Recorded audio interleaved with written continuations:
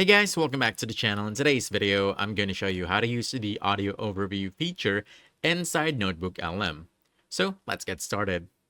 First, you want to open your NotebookLM in your browser and create a new notebook. So click Create New. And then from here, you're going to upload your sources. This can be Google Docs, PDFs, pasted text, or even website links.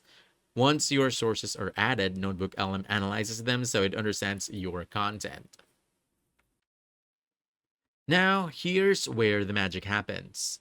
So once this is all loaded, you want to look for the audio overview option inside your notebook. It's right over here.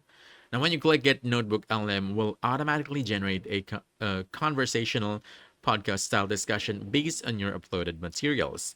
It basically creates two AI hosts who talk through your content, summarize key ideas, and explain important points in a natural way. After generating the audio, you can simply press play and listen. And this is perfect if you want to review study notes while multitasking, understand complex material more easily, or turn research into something more engaging. And basically, that's about it. Upload your sources, generate the audio overview, and listen to your content like a mini podcast. So if you found this helpful, don't forget to hit that like button, subscribe for more quick guides, and I'll see you in the next one. Thanks.